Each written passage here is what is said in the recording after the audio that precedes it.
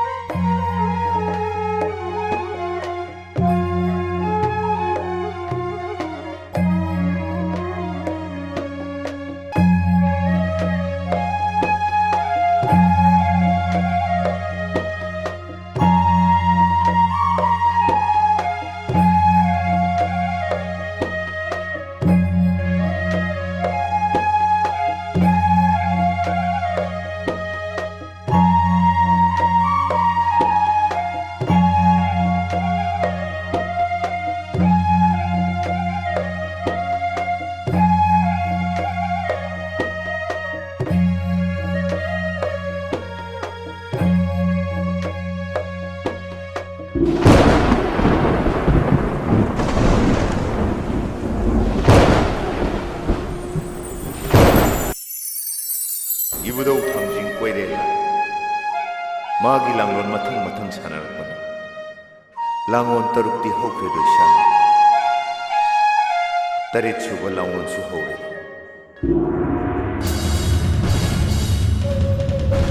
나하리 우리엠바니 노마다 뽑아 맞자니 니니시바 엉나디 아이 오이레 타르게 미 오이레 타르게 에이 세이소 Ay tere, ay tere. Ibudaw thangting magi langon tereki kumayasina karamba kumhaibu oirigaba khangningbana langtak naredo isabi 이샤나 뭉시크라바 와리니다 이부더욱이 랑온 따레띠 꾸마이야시리 마뿡모이나 모이랑 람자 칸바가 모이랑 닝토기 마나오 이부모 징쿠 나하 텔헤이버기 마몸 로이토이비가 마코이야니기 뭉시 누몰기 와리니도 이샤나 khamba thoibigi langon onthokna nungsi khrani dai sabi Torbung लमजाव सदान निंथौ सना खुंलेंबदा कैजाव मापल चोंथोरक्तुना निंथौगी याइबी तेमसिंगनरक्पदा निंथौ मनाया चान अथौब पुरेमबना चोंथोरक्तुना कैजाव मापल लदु फारग इनिंथौद कलबदा निंथौना पाइम पुंनिंग पेनमन खिदना मनाया चानबदा अपामबनी जरो हैरक्लबदा निंथौगी तालोइसिंग चलबे अथौब पुरेमबगिदी थवाइनि खंजबी ngang khalai mabu nirakmida kariya wanoi sabi khongani babu adumna ninabro ibudau mahaki kumai ni doi shan purembana ngang khalai mabu taloi oina phumjerabada maning thumjeraba purembana taibang kumai horakleda loidam kharagi tungda pari mamu mani do phumjeri adubu ni shana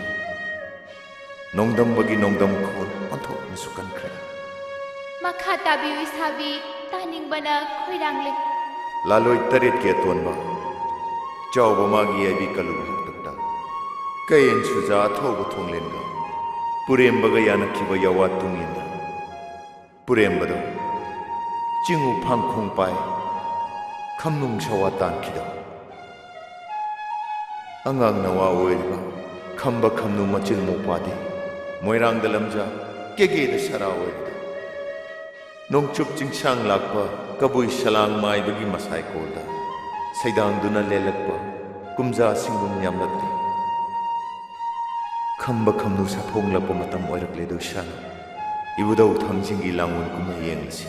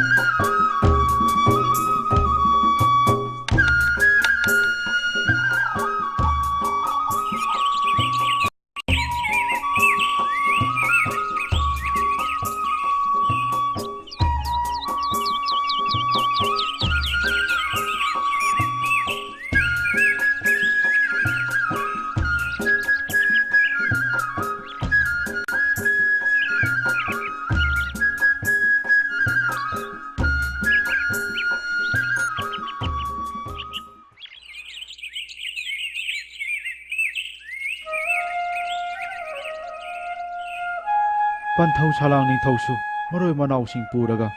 Kege Moirang Ningthauda Chahigi Lopot Kaba Lenki Kanadano Aina Hangadabase Palem Salang Laimada Hangsira Masisu Palem na Haidok Lolo Adudi Ichem Handa Hekta Hanglagi Ashem Wamadi Kangdabi Ate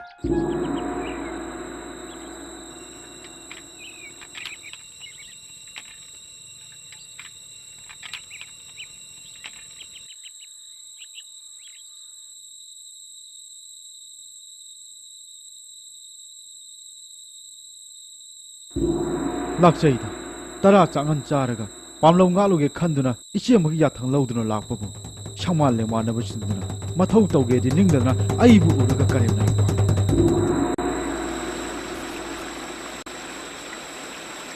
Pathau Marupsa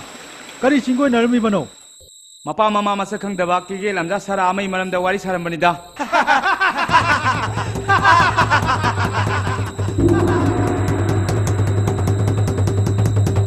Hey Kangani Yeah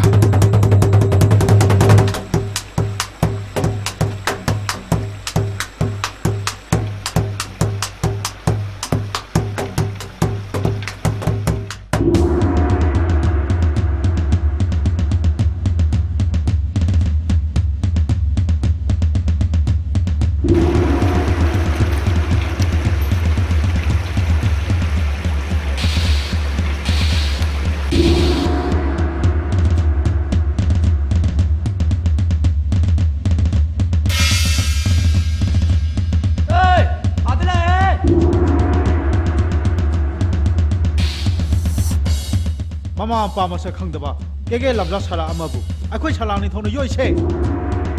apangal ni chawre he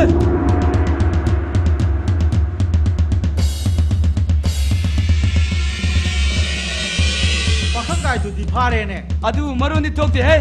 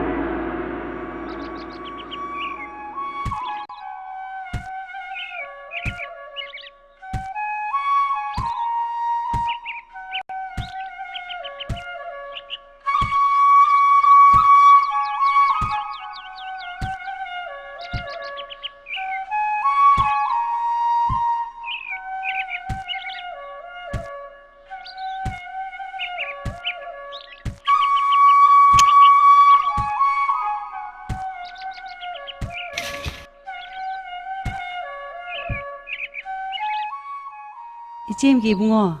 idu ning thongna panthau gi pam ngak lubadi waram lagani ichem chujak phutpirake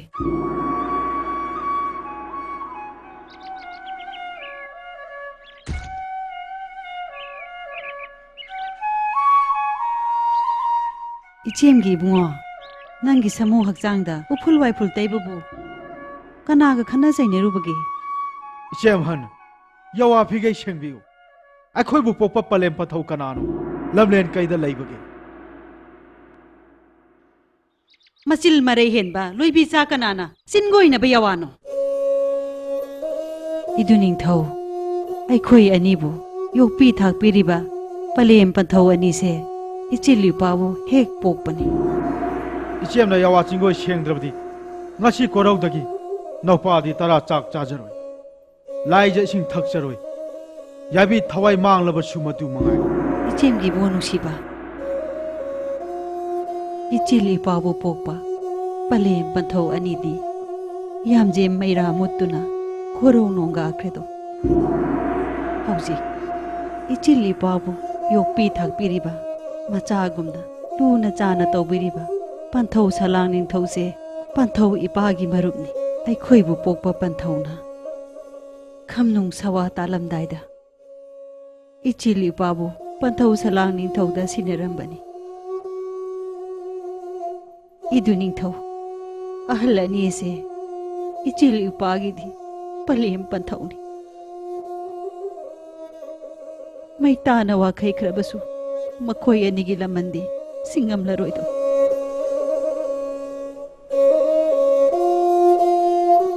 ꯍꯥꯏꯌꯣ ꯑꯗꯨꯗꯤ ꯏꯆꯦꯝꯍꯟ ꯑꯩꯈꯣꯏꯕꯨ ꯄꯣꯛꯄ ꯄꯂꯦꯝ ꯄꯟꯊꯧꯒꯤ ꯀꯣꯂꯣꯏ ꯃꯤꯡꯂꯦꯟꯗꯤ ꯀꯔꯤꯅꯣ ꯄꯟꯊꯧꯒꯤ ꯃꯤꯡꯂꯦꯟꯗꯤ ꯅꯣꯡꯌꯥꯏ ꯆꯈꯥ ꯉꯝꯕ ꯈꯨꯃꯟ ꯄꯨꯔꯦꯝꯕ ꯀꯧꯏ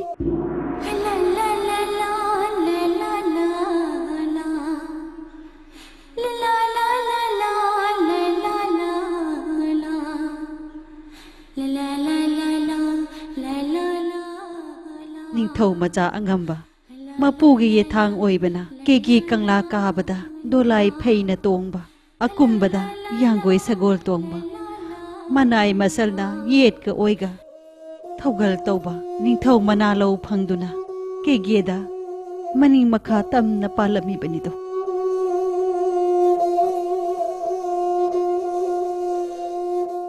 ꯑꯄꯣꯛꯄꯤ ꯄꯂꯦꯝꯒꯤ ꯃꯤꯡꯅ ꯉꯥꯡꯈ ꯂꯩꯃꯥ ꯇꯣꯝꯄꯣꯛꯄꯤ ꯐꯣꯏꯗꯤꯡ ꯂꯝꯃꯤꯠ ꯆꯨꯝꯕꯤ ꯀꯧꯏ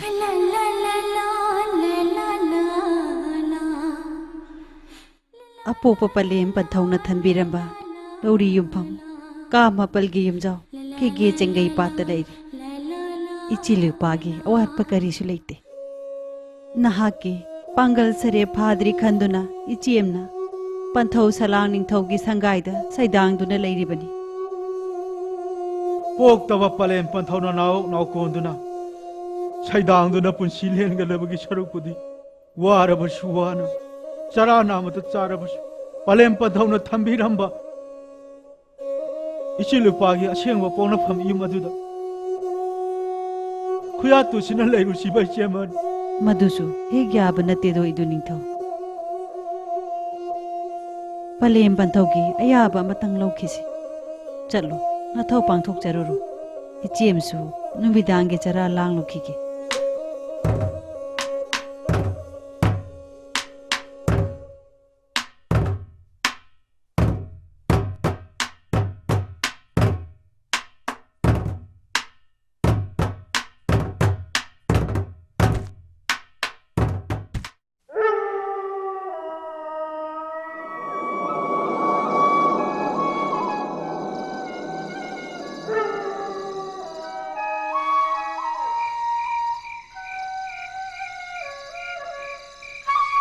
ꯑꯗꯨꯗꯤ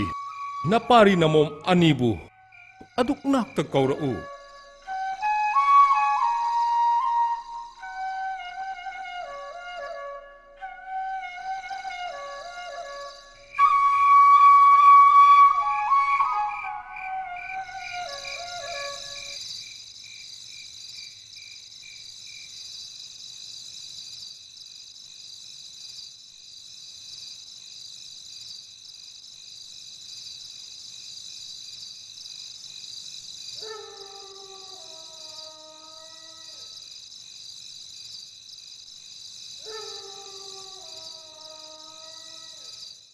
ꯄꯥꯔꯤ ꯏꯃꯣꯝ ꯑꯅꯤꯃꯛ ꯉꯔꯥꯡ ꯀꯣꯔꯧꯅꯣ ꯏꯄꯥꯅ ꯀꯦꯒꯦꯗ ꯂꯣꯏꯄꯣꯠ ꯀꯥꯕ ꯆꯠꯂꯨꯕꯗ ꯄꯥꯊꯧ ꯄꯨꯔꯦꯝꯕꯅ ꯁꯥꯔꯝꯕ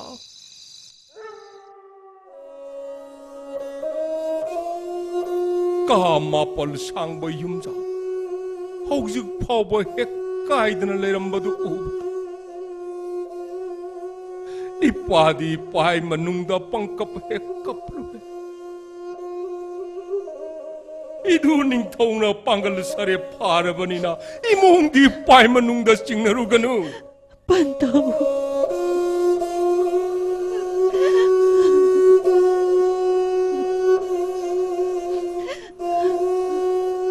꼬록 싱붐 카라당 오이러버쇼 나도 닝토기 마닝 통나바 빨렘 판타우나 사람바 윰자오 아두달레요 누아이트라간 이빠기 낙다 떠나 핵 할로와이라 우다나 Pantaw. Pari imom anigi sana taknaba awat apa punamak ipahana pigani. Marag-marag taso ipahana tilakani. Ya, karigi kapanuna ay pagi mom. Kairoy lay kay mimangda. Lay talay da utuna. Kege da lamzan. Moirang da sarani kang halam dedoy mo. Pantaw.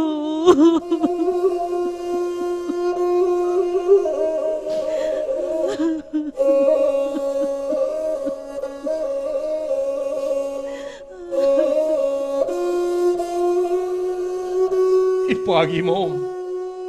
Karinunggi pay manungda cingna parayla.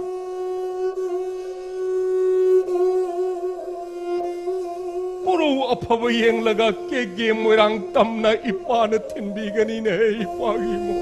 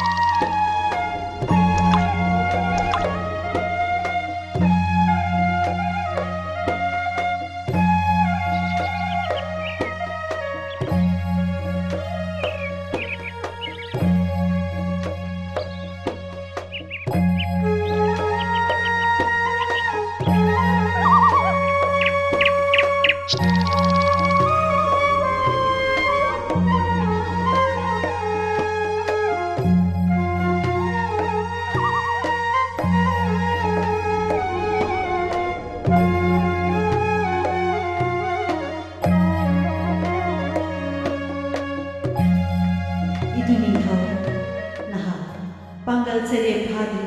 tara lekai na mana baga saman mayo ya bangam kilo pai manung da khandu nei jema apo papale panthau ki asing ba koloi muli tak da bani nei du ning thau ai khoi bu po pa panthau di mapu moirang ning thau gi achan ba phamnai bani koloi mili na nong yai cha khangam ba kuman pure ba koi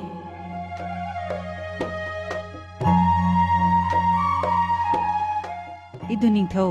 koro wase thengjilakle tara lukoi langnaba ichem ingkholdagi chamlo mathil thirukhige pamel singja do khara thijeluro tara lukoi langnaba Pamen singja thekcharuki ge chem han jamlo matheng langbiru ro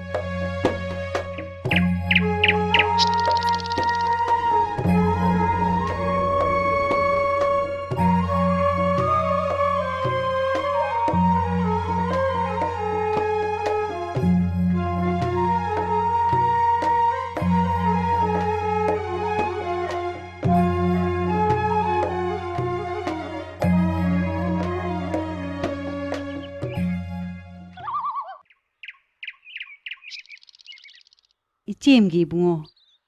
kege kairoi lekai kana na sukhangbida sagai na taina su thabida ichilikpa anibu kege kana na su sakhang bidredo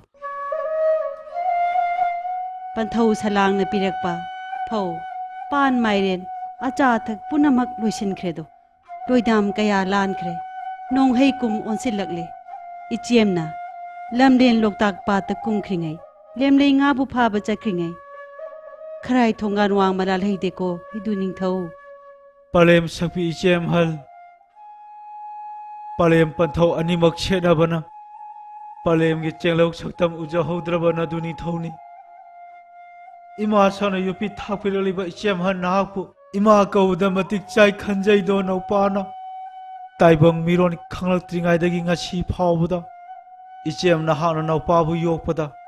अवा कोंगाई खांगलक्लबी Lyra फौसु लांबदा खुबा कुरोल हुरबी छिजा कोकथोन पुबदा Lyra अनंग तालबी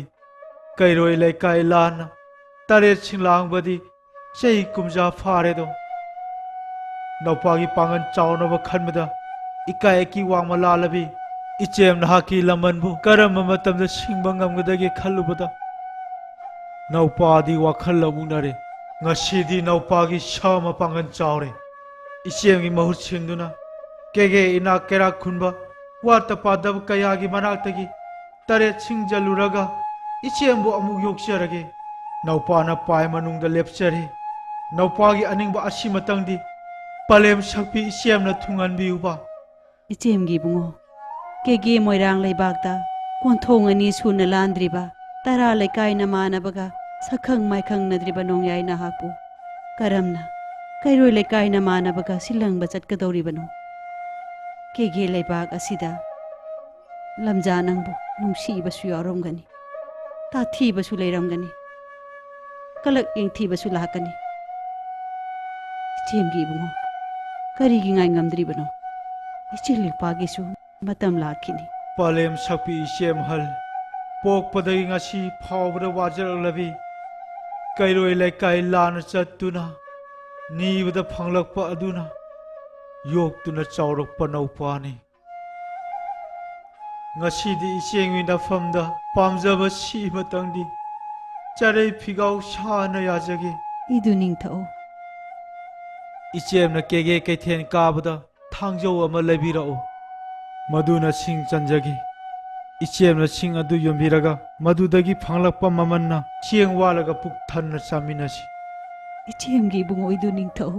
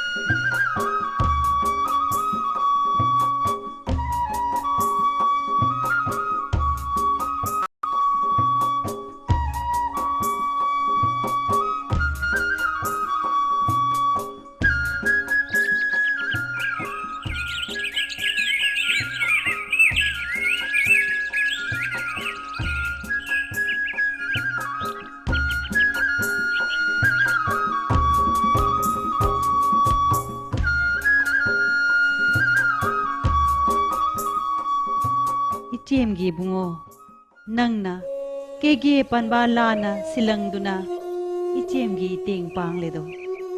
थांजिंग चिंजाव कादुना Pammel सिंजा चनबा हौरेदो लोकताक पात कुमदुना फरकपा लेमले ngayamado इचेमने योंदुना इचुलिपागी सेटना चानबा लेरेदो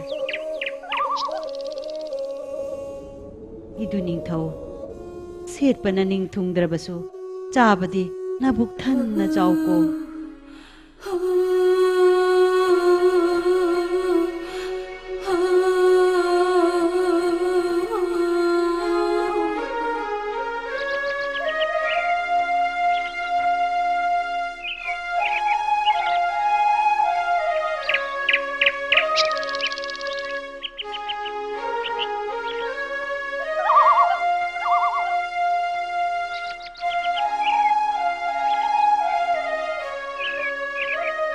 Ibungo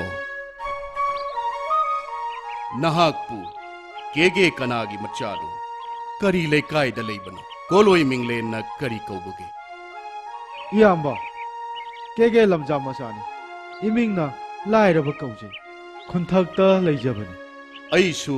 खुंथक्ता लेबनी कोलोय मिंगलेन तारी नामोय जांब कौई इनाव नहाकना नोंगानबदगी Pammel सिंजा लांगबसे कोरो मसिंग याबलकले इयाम्बना उरकलिबा सिंजा कोकथोंग सिनदी नोमगी चरा तमक फंगनी इनाव हयेंगदी इयाम्बगने ꯃꯐꯝ ꯑꯁꯤꯃꯛꯇꯗ ꯋꯥꯡꯂꯦꯟ ꯄꯨꯡꯖꯥ ꯑꯁꯤꯃꯛꯇꯗ ꯎꯅꯁꯤ ꯏꯌꯥꯝꯕꯅ ꯅꯍꯥꯛꯀꯤ ꯊꯕꯛ ꯁꯤꯟꯊꯥ ꯑꯐꯕ ꯑꯃ ꯄꯤꯕꯤꯒꯦ ꯑꯗꯨꯗꯤ ꯅꯅꯥꯎꯒꯤ ꯂꯥꯏꯕꯛ ꯌꯥꯝꯅ ꯐꯕꯅꯤ ꯏꯌꯥꯝꯕꯅ ꯁꯣꯏꯗꯅ ꯁꯦꯝꯕꯤꯌꯨ ꯍꯌꯦꯡ ꯑꯌꯨꯛ ꯅꯅꯥꯎ ꯃꯐꯝ ꯑꯁꯤꯗ ꯉꯥꯏꯖꯔꯝꯒꯦ ꯑꯗꯨꯗꯤ ꯏꯌꯥꯝꯕ ꯈꯣꯡꯗꯣꯏꯖꯔꯒꯦ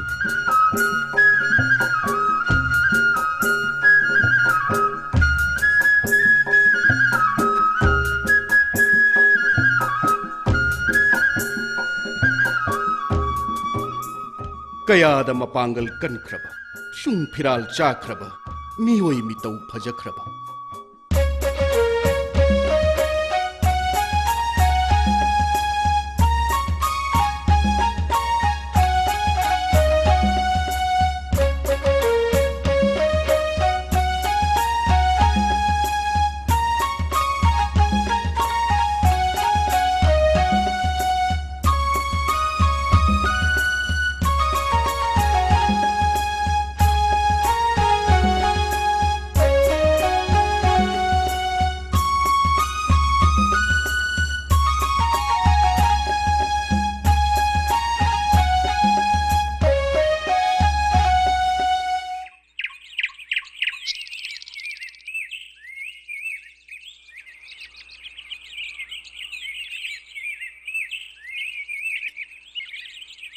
ꯉꯔꯥꯡꯒꯤ ꯏꯌꯥꯝꯕꯗꯨꯅ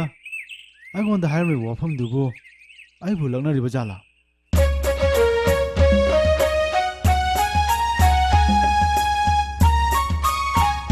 ꯏꯅꯥꯎ ꯏꯕꯨꯡꯉꯣ ꯏꯌꯥꯝꯕ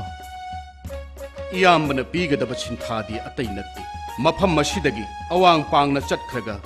ꯍꯣꯖꯪ ꯑꯃ ꯊꯦꯡꯅꯒꯅꯤ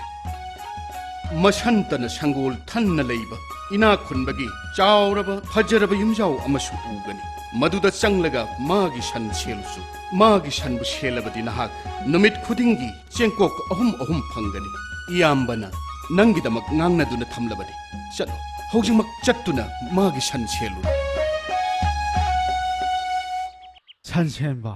ꯃꯥꯅꯤ ꯁꯟ ꯁꯦꯟꯕꯅꯤ ꯆꯠꯂꯣ ꯊꯦꯡꯈ꯭ꯔꯅꯤ ꯏꯌꯥꯝꯕ ꯑꯗꯨꯗꯤ ꯌꯥꯝ ꯅꯨꯡꯉꯥꯏꯖꯔꯦ ꯅꯅꯥꯎ ꯈꯣꯡꯗꯣꯏꯖꯔꯨꯈꯤꯒꯦ ꯌꯥꯔꯦ ꯈꯣꯡꯗꯣꯏꯔꯨ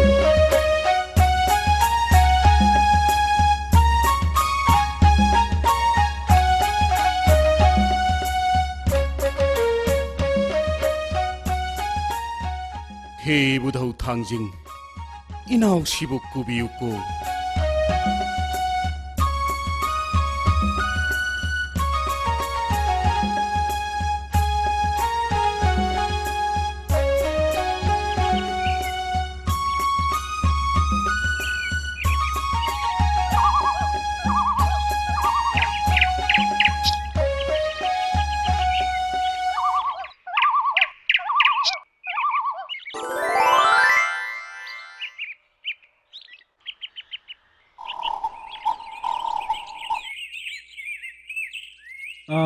ꯀꯔꯤꯒꯨꯝꯕ ꯑꯃꯇ ꯀꯔꯤ ꯑꯣꯏꯔꯕꯅꯣ ꯁꯟ ꯂꯣꯏꯕ ꯍꯣꯖꯪꯗꯨꯕꯨ ꯇꯝꯕꯅꯤꯄꯥ ꯃꯥꯅꯤ ꯁꯟ ꯁꯦꯟꯒꯦ ꯍꯥꯏꯕ꯭ꯔꯣ ꯌꯦꯡꯉꯣꯏ ꯃꯥꯡꯒꯣꯟꯒꯤ ꯐꯝꯃꯦꯟꯗ ꯑꯔꯣꯟꯕ ꯐꯛꯀꯤ ꯃꯊꯛꯇ ꯊꯥꯔꯤꯕ ꯆꯔꯩ ꯐꯤꯉꯧꯗ ꯁꯅꯥꯅ ꯌꯣꯝꯕ ꯍꯤꯗꯥꯛꯐꯨ ꯂꯨꯄꯥꯅ ꯌꯣꯝꯕ ꯇꯣꯡꯖꯩ ꯊꯥꯕꯨꯝ ꯄꯥꯏꯔꯒ ꯈꯨꯗꯣꯡ ꯆꯦꯞꯅ ꯐꯥꯟꯗꯨꯅ ꯃꯄꯨ ꯏꯕꯨꯡꯉ ꯐꯝꯂꯝꯒꯅꯤ ꯁꯟ ꯁꯦꯟꯒꯦ ꯍꯥꯏꯖꯔꯨꯁꯣ ꯌꯥꯝꯅ ꯐꯕ ꯀꯥꯎꯔꯦꯟ ꯁꯟ ꯑꯃ ꯂꯩꯕꯅꯤ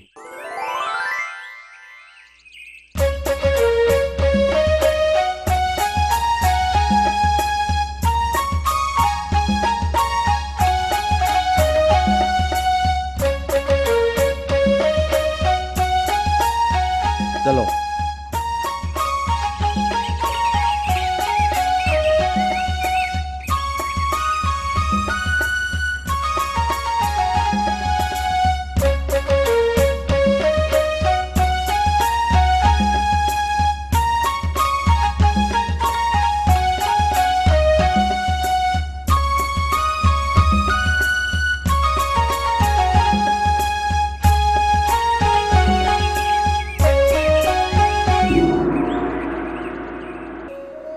ꯀꯅꯥꯒꯨꯝꯕꯅ ꯇꯥꯏꯕꯪ ꯃꯤꯒꯤ ꯃꯁꯛ ꯂꯧꯔꯒ ꯂꯦꯞꯂꯔꯤꯕ ꯖꯥꯠꯅꯅꯦ ꯑꯁꯝꯕ ꯃꯤ ꯃꯥꯟꯗꯦ ꯆꯤꯡꯗ ꯇꯣꯡꯕꯁꯨ ꯃꯥꯟꯗꯦ ꯇꯝꯕ ꯅꯪꯕꯨ ꯀꯅꯥꯅꯣ ꯂꯝꯗꯝ ꯀꯩꯗꯒꯤ ꯂꯥꯛꯄꯅꯣ ꯀꯔꯤ ꯆꯤꯡꯒꯣꯏꯅꯤꯡꯕ ꯂꯩ ꯅꯅꯥꯏ ꯂꯝꯖꯥ ꯃꯆꯥꯅꯤ ꯁꯤꯂꯪꯖꯒꯦ ꯂꯥꯛꯄꯅꯤ ꯄꯟꯊꯧ ꯏꯅꯥꯛ ꯈꯨꯟꯕ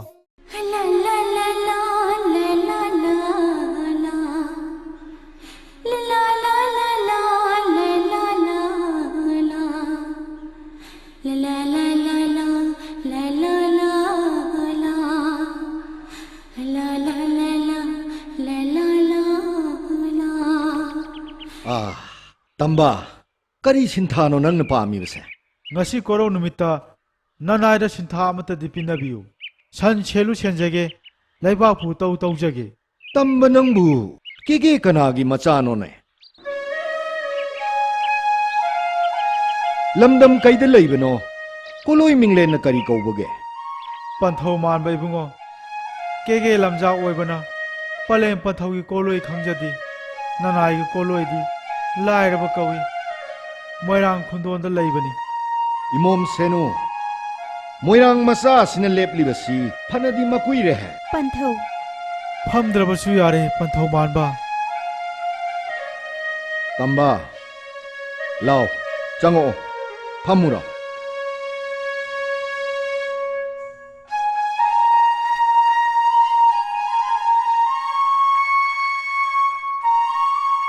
लाइरब नंगबु के मोइरांग लेबाकी निंगथौगी मनाव इबुंगो चिंखु नहाते लईबा खाब खुचुंबा हाइनबा कोलोई मिंगलेन दु ताब्रा जेंगलो मसक खंगरा nanai lamjadi ke mirak tindabana khungang laikai landabana mapu gi koloi minglen di taje chenglok shakti khangjadi वांगोल निंगथौ हाइनबदु ऐनी ने इबो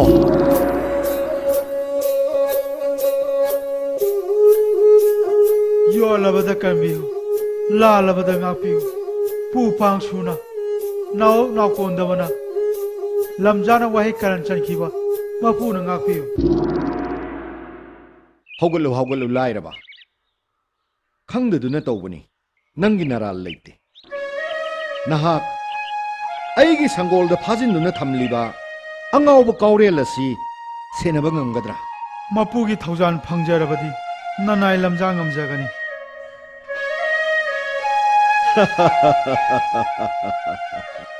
फरे अदुदि लाइरबा ngasiदगी ऐगी खुरुम सन्नसि सेलुरो यामना ngaवब सन्नी चेक्सिन सेलु चलो ओय संगोल फाउ तंबनी पासगा चटमिन अंगावब काउरेल दु सेललो फगनी मनाओ इबुंगो चलो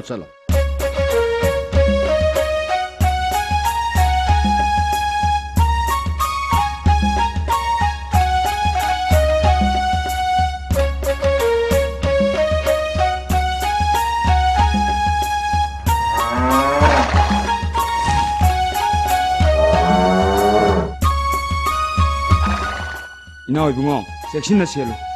यामना ngawo sanni phagani yamba Thamlin manja pamuwa ho nungshi nungshi krida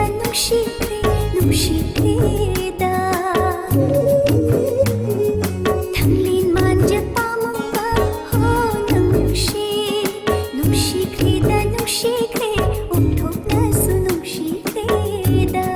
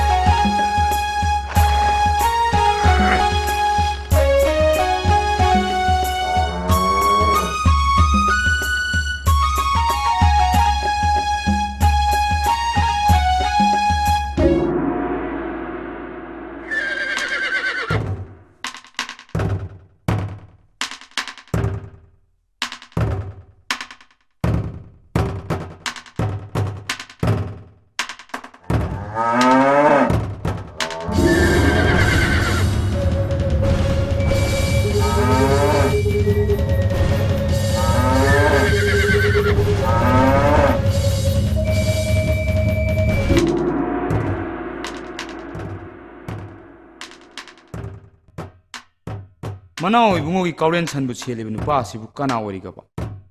मसा मौबु अंथोकना फन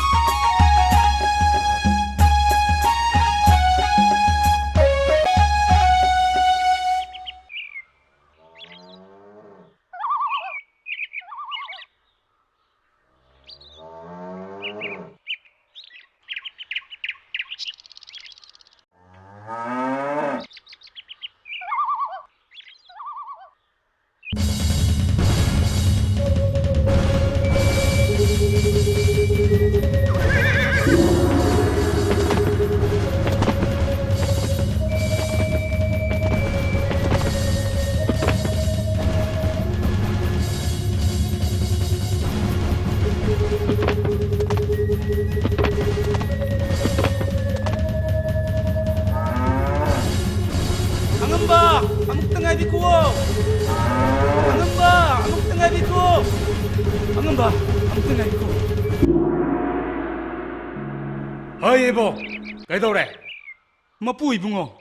ꯆꯤꯡꯈꯨꯕꯒꯤ ꯈꯨꯔꯨꯝ ꯁꯟꯅ ꯃꯣꯏꯔꯥꯡꯒꯤ ꯁꯟꯖꯦꯟꯕꯨꯡꯗ ꯆꯪꯁꯤꯜꯂꯛꯇꯨꯅ ꯁꯟ ꯃꯌꯥꯝ ꯀꯥꯏꯗꯨꯅ ꯆꯦꯟꯅꯈ꯭ꯔꯦ ꯈꯨꯔꯨꯝ ꯁꯟ ꯅꯥꯟꯊꯣꯛꯂꯕ ꯑꯉꯝꯕ ꯈꯨꯔꯨꯝ ꯁꯟ ꯅꯥꯟꯊꯣꯛꯄ ꯅꯠꯇꯦ ꯁꯟꯖꯦꯟ ꯅꯍꯥ ꯑꯃꯁꯨ ꯌꯥꯎꯔꯤ ꯁꯟꯖꯦꯟ ꯅꯍꯥ ꯑꯃ ꯌꯥꯎꯔꯦ ꯍꯥꯏꯕ ꯑꯉꯥꯎꯕ ꯁꯟꯗꯨꯕꯨ ꯁꯦꯟꯕ ꯉꯝꯂꯤꯕꯗꯨꯕꯨ ꯀꯌꯥꯝ ꯀꯟꯕꯖꯥꯠꯅꯣꯅꯦ ꯑꯉꯥꯎꯕ ꯐꯩꯔꯣ ꯏꯕꯨꯡꯉꯣ ꯅꯅꯥꯏ ꯑꯩꯗꯤ ꯈꯪꯖꯗꯦ ꯑꯉꯝꯕ ꯑꯉꯥꯎꯕ ꯐꯩ ꯑꯣꯏꯔꯤꯅꯦ ꯀꯗꯥꯏꯗ ꯂꯩꯍꯧꯏ ꯁꯟꯖꯥꯕꯨꯡꯗ ꯀꯩꯁꯨ ꯅꯥꯆꯨꯡꯗꯅ ꯇꯨꯝꯍꯧꯔꯤ ꯑꯉꯝꯕ ꯑꯗꯨꯗꯤ ꯑꯉꯥꯎꯕ ꯐꯩ ꯑꯗꯣ ꯍꯧꯖꯤꯛꯃꯛ ꯀꯧꯔꯣ ꯆꯠꯂꯨ ꯐꯒꯅꯤ ꯑꯉꯝꯕ ꯑꯩꯃꯛꯅ ꯐꯥꯎ ꯈꯧꯇꯛ ꯆꯥꯔꯕ ꯈꯨꯔꯨꯝ ꯁꯟꯕꯨ ꯀꯔꯝꯕ ꯀꯦꯒꯦ ꯃꯆꯥ ꯀꯅꯥꯅ ꯁꯦꯜꯂꯤꯕ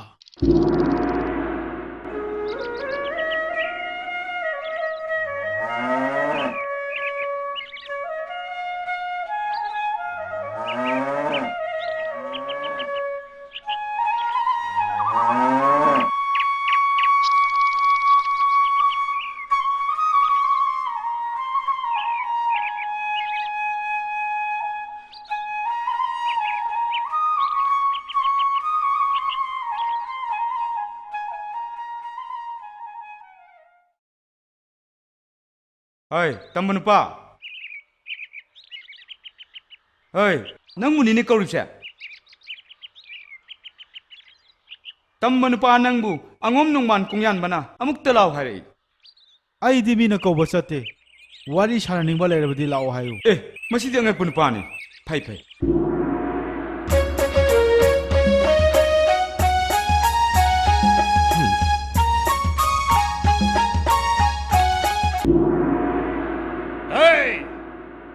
ꯀꯩꯗꯧꯔꯦ ꯀꯧꯔꯛꯇ꯭ꯔꯕꯗꯤ ꯑꯉꯝꯕ ꯃꯈꯣꯜ ꯃꯋꯥꯀꯥꯗꯨ ꯄꯣꯡꯅ ꯑꯩꯗꯤ ꯃꯤꯅ ꯀꯧꯕ ꯆꯠꯇꯦ ꯈꯨꯝꯂꯩ ꯑꯉꯝꯕ ꯑꯗꯨꯗꯤ ꯅꯣꯡꯕꯥꯜ ꯑꯩ ꯀꯦꯒꯦ ꯂꯩꯕꯥꯛꯁꯤꯗ ꯍꯤꯡꯂꯨꯕꯒꯤ ꯀꯥꯟꯅꯗ꯭ꯔꯦꯗꯅ ꯃꯁꯤꯗꯁꯨ ꯅꯠꯇꯦ ꯑꯉꯝꯕ ꯍꯥꯏꯅꯤꯡꯕ ꯂꯩꯔꯒ ꯂꯥꯛꯇꯨꯅ ꯍꯥꯏꯔꯨ ꯂꯥꯎ ꯍꯥꯏꯔꯛꯏ ꯑꯗꯨꯗꯤ ꯑꯩ ꯆꯠꯀꯦ ꯅꯈꯣꯏ ꯑꯩ ꯇꯨꯡ ꯏꯜꯂꯛꯀꯦꯔꯥ ꯏꯜꯂꯛꯂꯣꯏꯔꯥ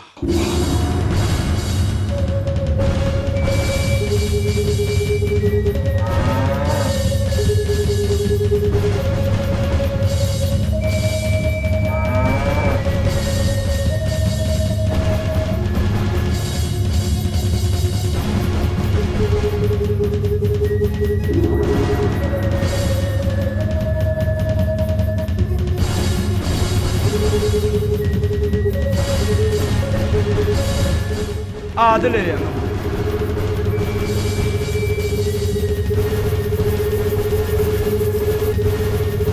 ꯑꯉꯥꯡ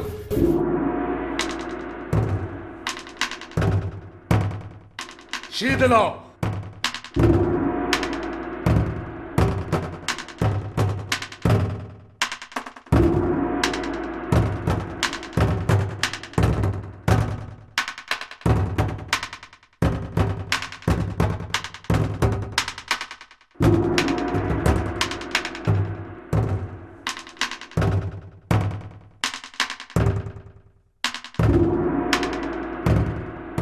ꯅꯪꯂꯥ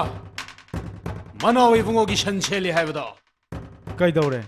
ꯃꯥꯅꯤꯅꯦ ꯑꯍꯜ ꯅꯪꯅ ꯃꯅꯥꯎ ꯏꯕꯨꯡꯉꯣꯒꯤ ꯈꯨꯔꯨꯝ ꯁꯟꯕꯨ ꯁꯟꯖꯥꯕꯨꯡꯁꯤꯗ ꯍꯣꯏꯖꯤꯟꯕꯗꯒꯤ ꯑꯩꯒꯤ ꯁꯟ ꯃꯌꯥꯝ ꯀꯥꯏꯗꯨꯅ ꯆꯦꯟꯈ꯭ꯔꯦ ꯅꯪꯒꯤ ꯁꯟ ꯍꯧꯖꯤꯛꯃꯛ ꯍꯣꯏꯗꯣꯛꯈꯣ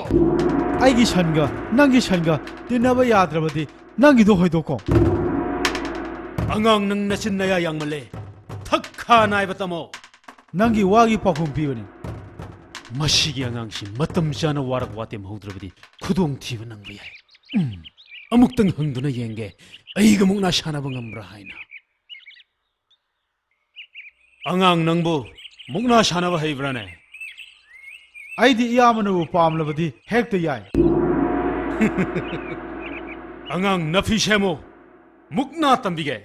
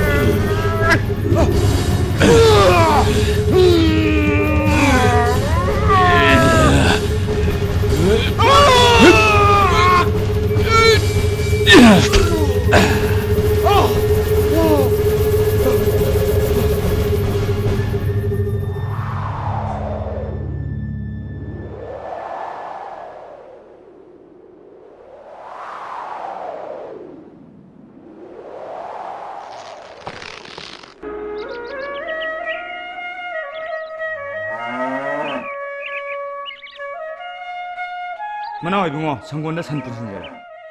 ꯏꯄꯥꯒꯤ ꯃꯅꯥꯏ ꯉꯥꯏꯈꯣ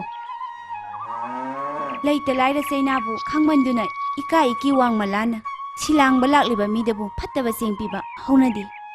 ꯁꯦ ꯆꯦꯡꯀꯣꯛ 3 ꯑꯩꯅ ꯑꯣꯜꯂꯛꯂꯕꯅꯤ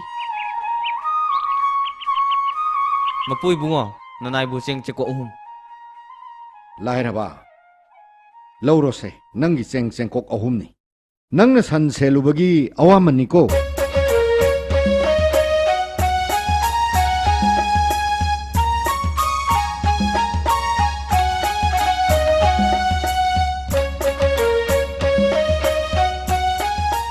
ꯂꯥꯏꯔꯕ ꯅꯪ ꯁꯤꯜꯂꯪꯕ ꯑꯃꯨꯛ ꯂꯥꯛꯈꯣꯀꯣ ꯃꯄꯨꯒꯤ ꯊꯧꯖꯥꯜꯅꯤ ꯄꯟꯊꯧ ꯑꯄꯣꯛꯄ ꯀꯗꯥꯏ ꯆꯔꯩ ꯐꯤꯃꯟꯗꯨ ꯁꯦ ꯁꯤꯁꯨ ꯄꯨꯈꯣ ꯄꯟꯊꯧ ꯃꯥꯏꯔꯦꯟ ꯁꯤꯃꯇꯪꯒ ꯅꯪꯅ ꯄꯥꯝꯃꯗꯤ ꯄꯤꯈꯣ La la la la la la la la la la la la la la ꯑꯗꯨꯗꯤ ꯅꯔꯥꯟ ꯌꯥꯏꯗ ꯍꯜꯂꯣꯀꯣ ꯐꯒꯅꯤ ꯃꯅꯥꯎ ꯏꯕꯨꯡꯉꯣ ꯊꯝꯂꯤꯟ ꯃꯥꯟꯖ ꯄꯥꯝꯕ ꯍꯣ ꯅꯨꯡꯁꯤ ꯅꯨꯡꯁꯤꯈ꯭ꯔꯦꯗ ꯅꯨꯡꯁꯤꯈ꯭ꯔꯦ ꯅꯨꯡꯁꯤꯈ꯭ꯔꯦꯗ ꯊꯝꯂꯤꯟ ꯃꯥꯟꯖ ꯄꯥꯝꯕ ꯍꯣ ꯅꯨꯡꯁꯤ ꯅꯨꯡꯁꯤꯈ꯭ꯔꯦꯗ ꯅꯨꯡꯁꯤꯈ꯭ꯔꯦ ꯑꯣꯟꯊꯣꯛꯅꯁꯨ ꯅꯨꯡꯁꯤꯈ꯭ꯔꯦꯗ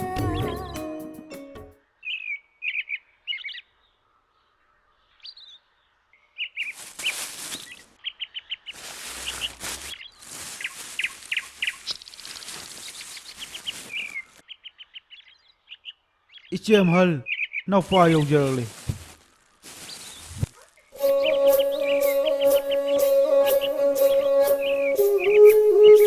이두 닝ꯊꯧ ꯅꯪꯅ ꯄꯨꯔꯛꯂꯤꯕ ꯆꯦꯡ ꯌꯥꯝꯁꯤ ꯀꯗꯥꯏꯗꯒꯤꯅꯣ ꯄꯥꯃꯦꯜ ꯁꯤꯡꯖꯥ ꯆꯟꯕ ꯆꯠꯈ꯭ꯔꯒ ꯑꯁꯨꯛ ꯌꯥꯝꯕ ꯆꯦꯡ ꯌꯥꯝ ꯑꯃ ꯄꯨꯔꯛꯂꯤꯕꯁꯤ ꯀꯦꯒꯦ ꯀꯅꯥꯒꯨꯝꯕꯗꯒꯤ ꯍꯨꯔꯥꯜꯂꯛꯄꯅꯣ ꯃꯣꯏꯔꯥꯡ ꯅꯤꯡꯊꯧꯒꯤ ꯃꯅꯥꯎ ꯏꯕꯨꯡꯉꯣꯅ ꯁꯟ ꯁꯦꯜꯂꯨꯕꯒꯤ ꯑꯋꯥꯃꯟ ꯄꯤꯔꯛꯄꯅꯤ ꯏꯆꯦꯝꯍꯜ ꯏꯃꯥꯏ ꯄꯦꯝꯃ ꯆꯍꯤ 8 ꯃꯅꯝ ꯂꯩꯕꯥꯛ ꯇꯥꯔꯛꯇ꯭ꯔꯕ ꯑꯉꯣꯝ ꯅꯣꯡꯕꯥꯟꯕꯨ ꯃꯨꯡꯅꯥ ꯊꯥꯗꯨꯅ ꯈꯨꯟꯊꯛꯀꯤ ꯁꯟꯖꯦꯜꯂꯣꯏ ꯍꯥꯞꯂꯕꯅꯤ ꯏꯆꯦ ꯍꯧꯖꯤꯛꯇꯤ ꯀꯔꯤꯝꯇ ꯋꯥꯕꯤꯔꯨꯅꯨ ꯏꯅꯥꯎꯒꯤꯗꯃꯛꯇ ꯑꯩꯈꯣꯏ ꯂꯩꯔꯤꯁꯤꯗꯤ ꯃꯍꯥꯛꯀꯤ ꯑꯋꯥꯠ ꯑꯄꯥ ꯑꯩꯈꯣꯏꯅ ꯄꯤꯒꯅꯤ ꯅꯨꯃꯤꯠ ꯈꯨꯗꯤꯡꯒꯤ ꯑꯩꯈꯣꯏꯒ ꯂꯣꯏꯅꯅ ꯁꯟꯖꯥꯕꯨꯡꯗ ꯁꯟ ꯁꯦꯟꯕ ꯆꯠꯀꯗꯕꯅꯤ ꯑꯃꯨꯛ ꯆꯠꯆꯔꯨꯈꯤꯒꯦ ꯀꯦꯒꯦ ꯀꯩꯔꯣꯏ ꯂꯩꯀꯥꯏ ꯃꯤꯌꯥꯝ ꯃꯃꯥꯡꯗ 이두 ꯅꯤꯡꯊꯧꯒꯤ ꯁꯃꯨ ꯄꯥꯒꯜ ꯁꯔꯦꯞ ꯐꯥꯗ꯭ꯔꯤꯉꯩ ꯏꯄꯥꯒꯤ ꯃꯍꯨꯠ ꯃꯔꯦꯡ ꯁꯤꯟꯕ ꯉꯝꯗ꯭ꯔꯤꯉꯩꯗ ꯂꯃꯈꯥꯡꯗ ꯃꯥꯡꯕ ꯇꯥꯔꯕ ꯏꯆꯦꯝꯒꯤ ꯏꯕꯨꯡ 이두 ꯅꯤꯡꯊꯧ ꯍꯌꯦꯡꯗꯒꯤ ꯅꯪ ꯁꯟ ꯁꯦꯟꯕ ꯆꯠꯄ ꯌꯥꯔꯔꯣꯏꯀꯣ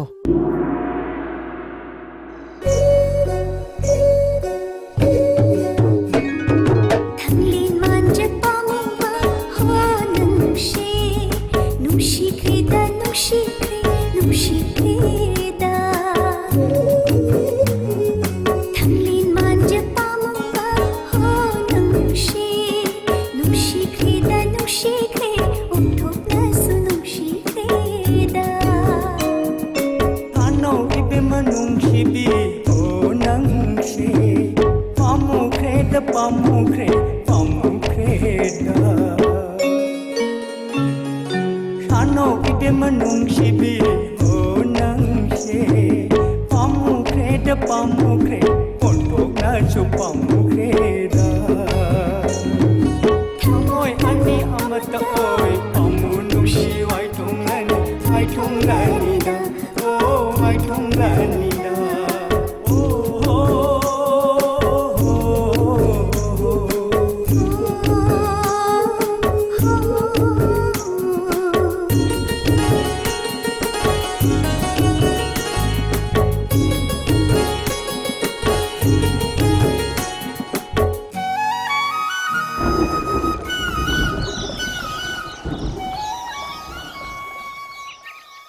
ꯃꯖꯥ ꯏꯕꯦꯝꯃ ꯏꯄꯥ ꯏꯕꯨꯡꯉꯣ ꯀꯦꯒꯦ ꯀꯪꯂꯥꯗꯒꯤ ꯀꯨꯝꯂꯛꯄ ꯃꯇꯝ ꯑꯣꯏꯔꯦ ꯌꯨꯝꯗ ꯍꯟꯅꯕ ꯇꯧꯔꯁꯤ ꯍꯣꯏ